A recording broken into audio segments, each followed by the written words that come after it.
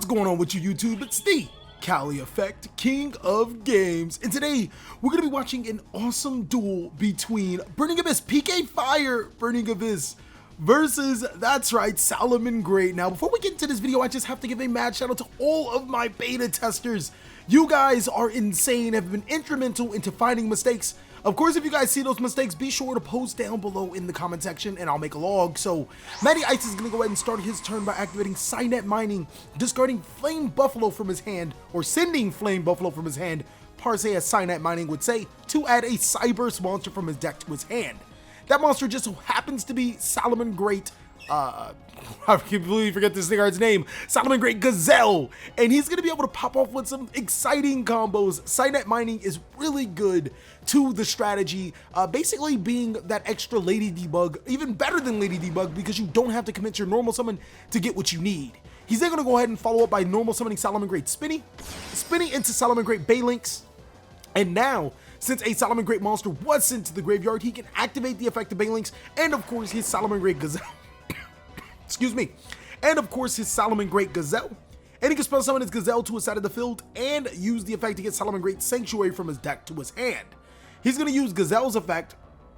Obviously, you use Gazelle's effect after you search with Salamangreat Balinks.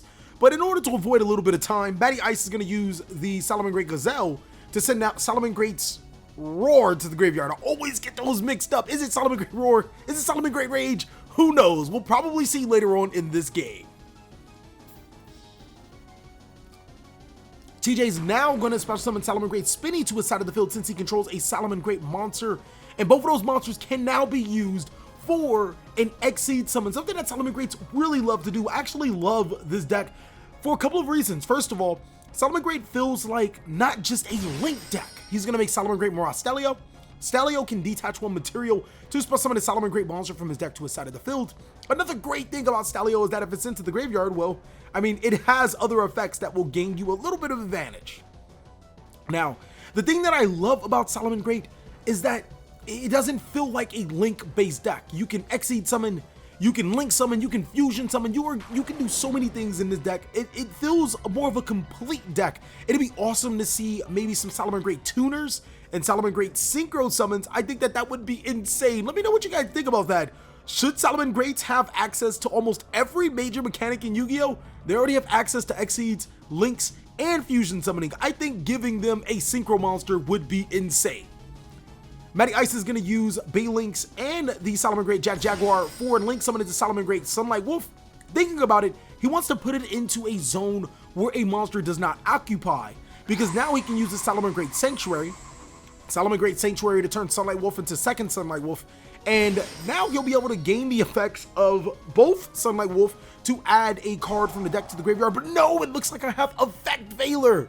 Oh, it looks like we coming in hot with the Effect Veiler, being able to negate the Salamangreat Sunlight Wolf. And the best thing about Effect Veiler is that it allows me to negate both effects all in one go, forcing Matty Ice to set a card face down and then pass his turn, and giving it right back to Burning Abyss. PK Fire, really interesting to see this deck in 2019? Who would have thought that Burning Abyss would still be playable in this type of time frame? Starting off my turn, I'm going to go ahead and tribute his Salamangreat Sunlight Wolf for Humongous the Sticky String Kaiju. So even if he does have that Salamangreat Rage face down, he won't be able to use it because he doesn't have a Link monster on the side of the field. I'm then going to go ahead and follow up with normal summoning Fiendish Rhino Warrior and special summoning Barbar Malbrink of the Burning Abyss.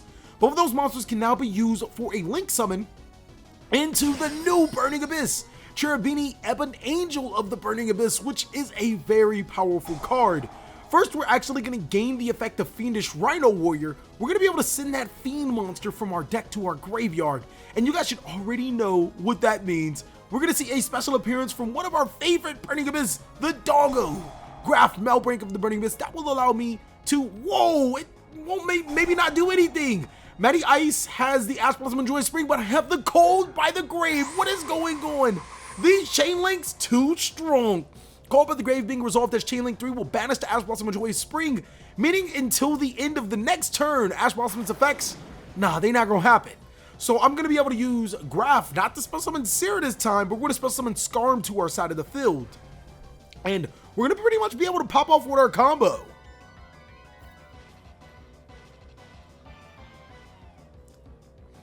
With Seer in the deck, I think we're going to use Cheribini, the Ebon Angel of Burning Abyss. We're going to send that Seer to the graveyard, and we can trigger Seer's effect to special summon one Burning Abyss monster to our side of the field. That monster is obviously going to be the graph that we just sent off of the Fiendish Rhino Warrior, and now we can make an Exceed summon. This is exactly what Burning Abyss is all about. Summoning those Burning Abyss monsters to your side of the field for free, and being able to use them with the new Cheribini Link monster to make, that's right, Dante in the main monster zone. Welcome back, my man. We're going to detach the Skarm to send the top 3 cards from our deck to our graveyard, and we're going to send Boots. Sweet, I already like Boots. Boots, Foolish Burial, and Gloves. So it looks like this board may get a little more interesting than what we would normally see. Being able to have a monster in Boots, we're going to go ahead and think about activating that monster's effect. What it does, its most important effect, it allows you to banish itself to send a Phantom Knights card from your deck to the graveyard. So that can actually come up. And I'm pretty sure you guys are like, wow, then TheCaliEffect, how can I get this PK Burning Abyss deck profile? Well, ladies and gentlemen, it's real simple.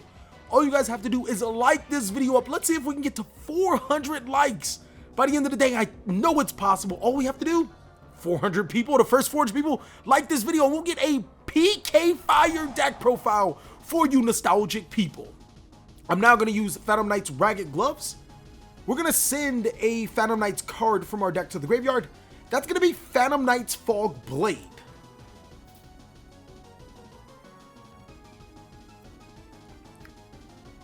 And now since we have Fog Blade in the graveyard, it has multiple uses, especially in PK Fire. I'm going to banish it to special summon Phantom Knights Boots, and now use Cheribini and the Phantom Knights Silent Boots for a Link summon into, you guys guessed it, the Phantom Knights Rusty Bardish, and that card is awesome. It's going to allow me to send a Phantom Knights monster from my deck to my graveyard to set a Phantom Knight spell or trap card to my side of the field. So with Rusty Bardish, I'm going to go ahead and send from my deck to my graveyard Cloak. And Cloak is going to allow me to set my first Fog Blade to my side of the field. Now I can use Phantom Knight's Cloak, which banishes itself to add a Phantom Knight's card. You guys should already guess what I'm going to be able to add. I'm going to add Boots. Whoa! I thought I was going to add another copy of Cloak to the graveyard, but I actually have Boots in my graveyard. This got a little bit more layers to it than just your Orcus builds. No, I'm not going to be just banishing Boots and Cloaks for extra, Fog Blades. Having Boots in my hand is definitely a treat. Can follow it up with a next turn play by getting a free special summon to my side of the field because I control Rusty.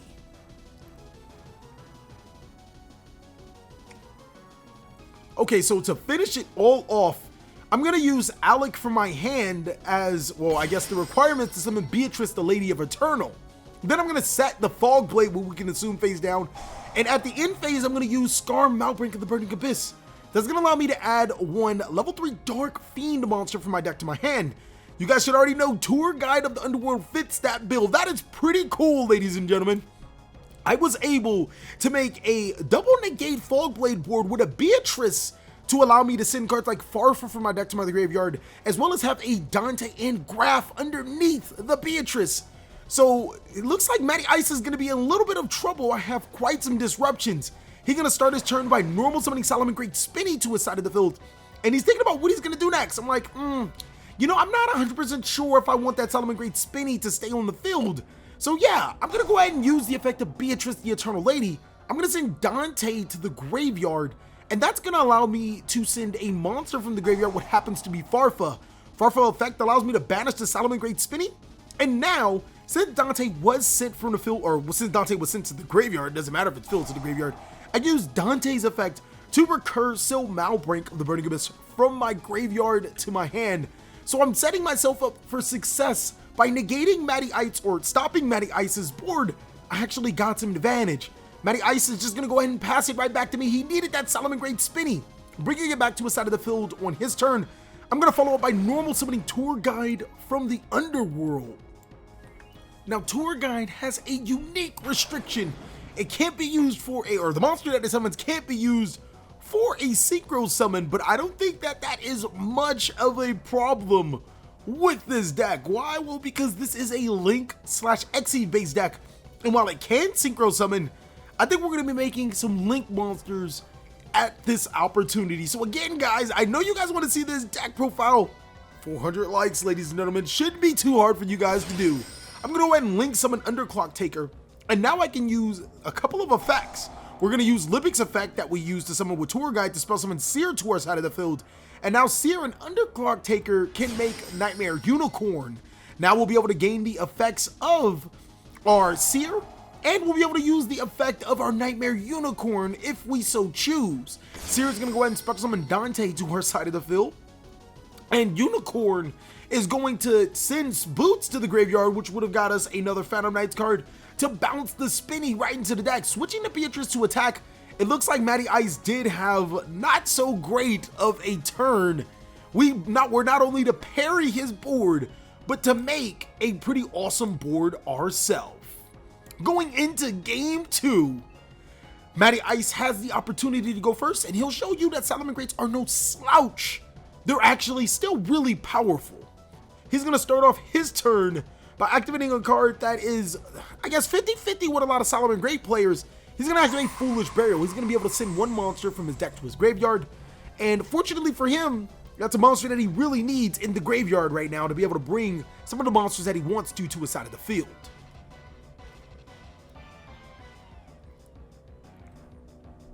So he's going to send that Salamangreat Spinny to the graveyard. And the best thing about Salamangreat Spinny or Foolish Burial is that it can trigger his Salamangreat Gazelle in his hand. Because the Salamangreat monster was sent to the graveyard, he'll be able to bring Gazelle to his side of the field. And now he has Spinny Gazelle action, but he's going to need another monster to his side of the field. Have no fear. He has not committed his normal summon. The effect of Gazelle was a special summon, and Spinny is a special summon as well.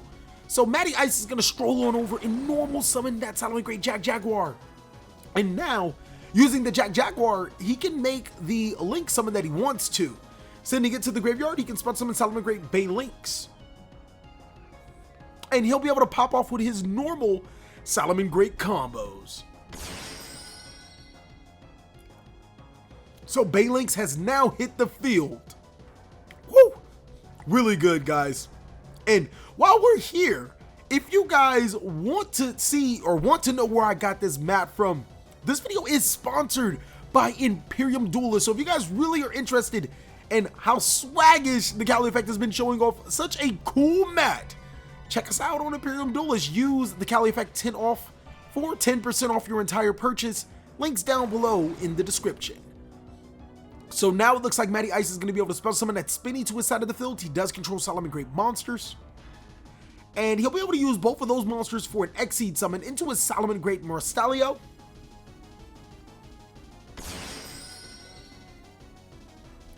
And now his Stalio, he can detach that Salamangreat Gazelle. You typically want to detach Gazelle off of Stalio. Instead of being able to special summon Jaguar to his side of the field, this is an interesting situation. Here he has Jaguar in his graveyard. So he's going to special summon Salamangreat Falco. And Matty Ice is going to go do this a little bit different from what normal Salamangreat builds or boards would start to do. And on top of that, he wants to avoid Effect Veiler right now. He's already seen it.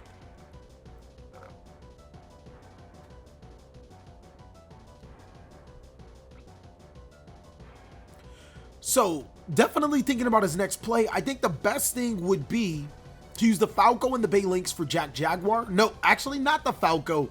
He's going to use the Stalio. I see what he's doing. Both the Stalio and the Jaguar and the Bay Links are going to be used for Sunlight Wolf.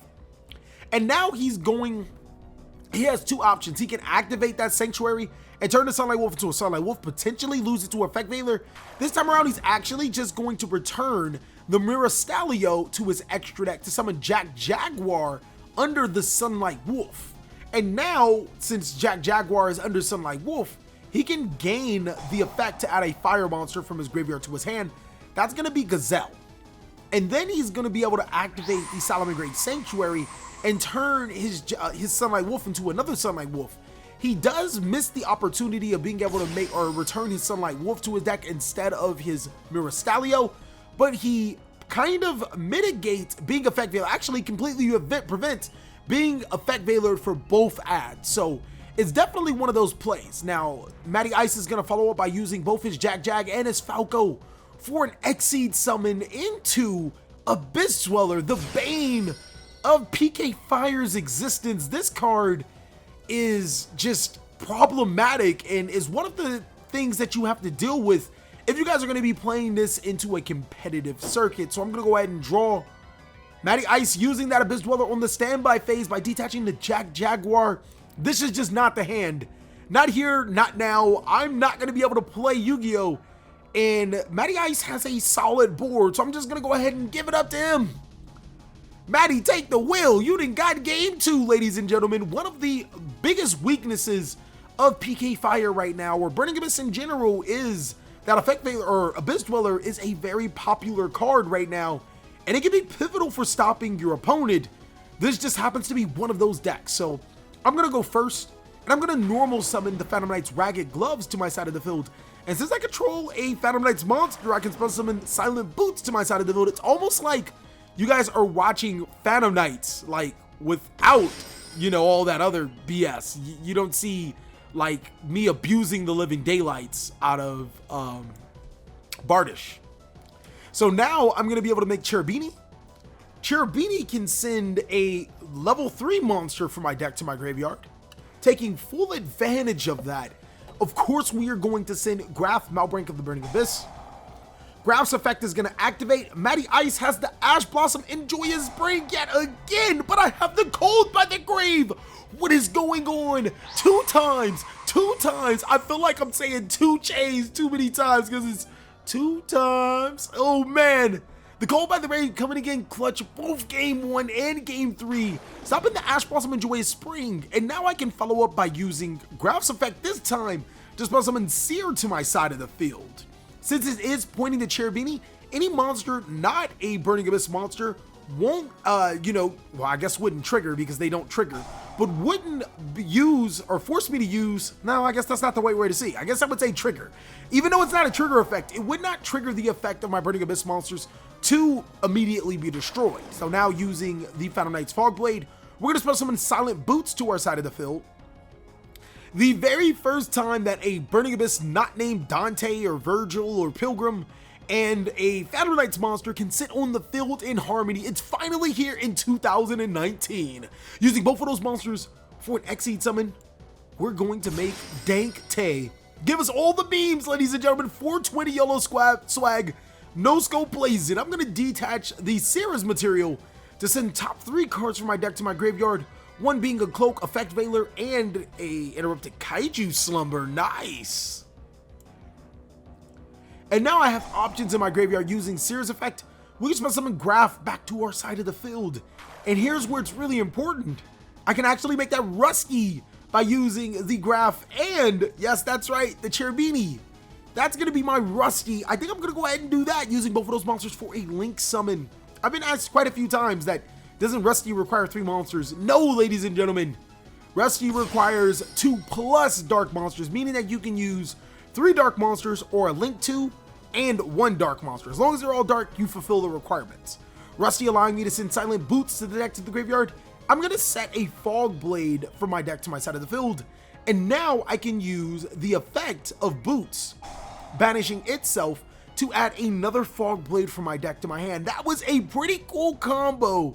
Within 2 cards, we got a Dante, a Rusty Bardish, and also 2 Fog Blades face down. Talking about Burning Abyss, PK Fire is probably a really good deck. Actually, let's not say probably. Right now, we're going toe-to-toe with one of the best decks of the format. It's a really fun deck to play. I think it's a very powerful deck. And don't think that we left you guys out. I know you Salamangreat players want to see a Salamangreat deck profile. I will release it on Patreon for everyone to see very soon. But first, my guys got to get that, that early access. But I promise you guys, you'll be able to see more content on Patreon for everyone. I'm going to discard Skarm to make Beatrice. And now Skarm's effect is going to trigger during the end phase. It's going to allow me to add, you guys should already know, Tour Guide from the Underworld. I'm going to pass it right back to TJ. Well, I call him TJ, Matty Ice.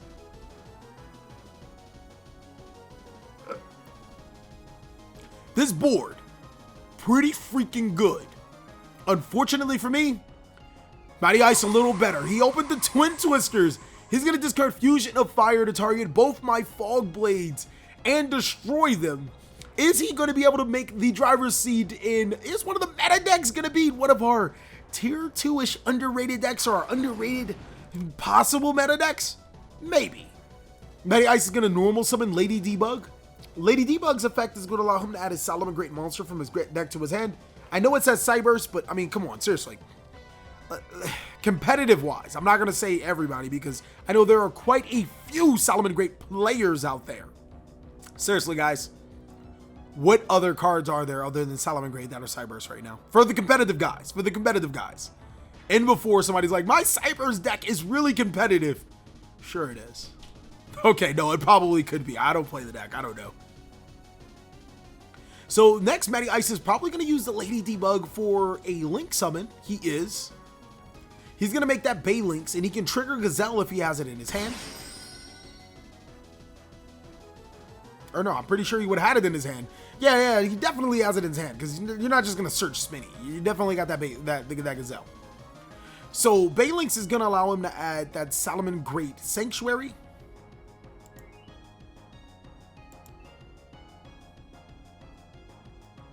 And now he can activate that Salamangreat Sanctuary and turn Bay Links into another Bay Links. No? Nobody likes that? Alright. He's obviously going to do something a little better, I guess. Matty Ice was able to destroy the Fog Blades. He stopped 2 of the negations. Can he get over the all-powerful Beatrice that not only has a negation or a potential disruption, but allows me to recur cards? He's going to use Salamangreat Spinny's effect, discarding it. That's going to trigger his Gazelle. And now his Gazelle's effect can send a Salamangreat spell or trap card from his deck to a graveyard. I apologize. Lady Debug is not a Salamangreat monster. When he links summon into Bay Links, he couldn't trigger the Gazelle. That is 100% correct. So Gazelle is going to send Salamangreat Rage to the graveyard. I think I mixed them up. You guys can't see, or I can't see in the miraculous 4K that you guys are seeing right now. I'm looking at a little tiny bit screen. It's actually 960 by 540. I'm trying to squint my eyes sideways just to be able to read these card effects sometimes. Man, you know, maybe I should just enlarge it next time, but then I won't be able to see what's happening, kind of.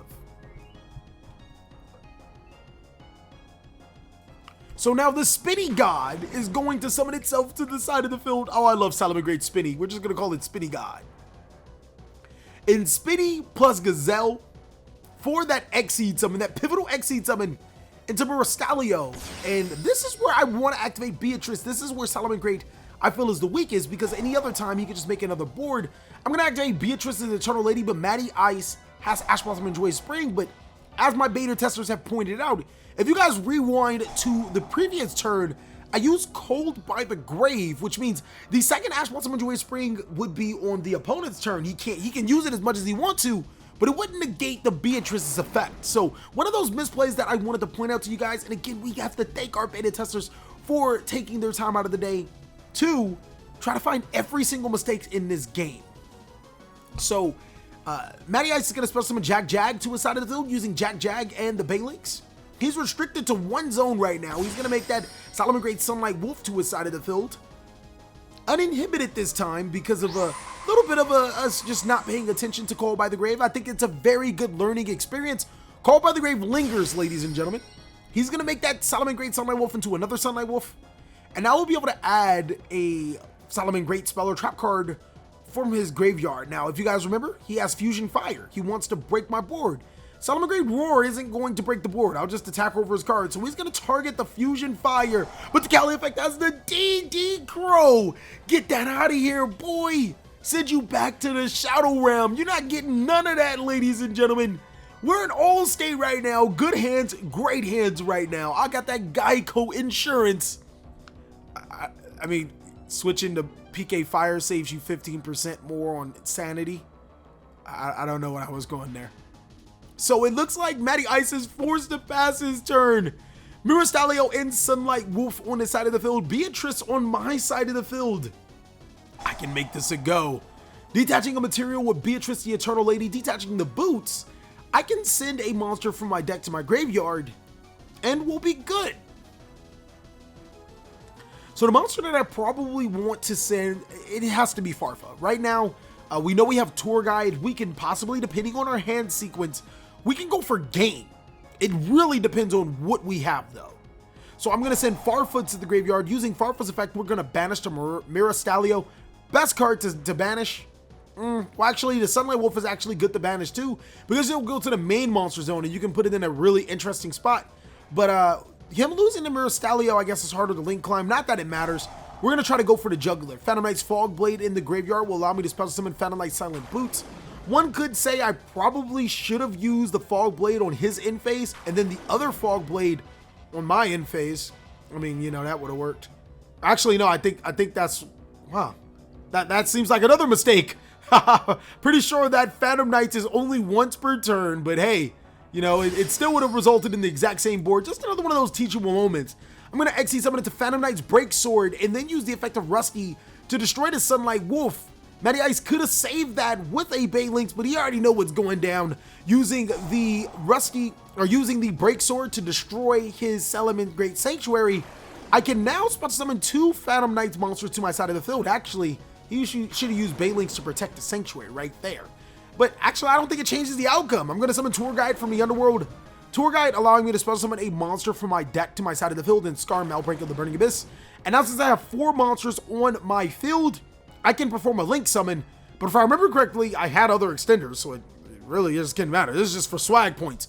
Using all 4 of those monsters, I can make a Boral Sword Dragon and attack for game. Thank you guys so much for watching another segment of the Cali Effect. I really hope you guys enjoyed this video. Again, if you guys want to have a cool mat, then go ahead and check down below in our description. We have that TheCaliEffect 10 off. Also, be sure to get this video to 400 likes. I'll have the Salamangreat profile on Patreon. Please like, comment, subscribe, and most of all, enjoy. I hope you guys are having a great day, like I am.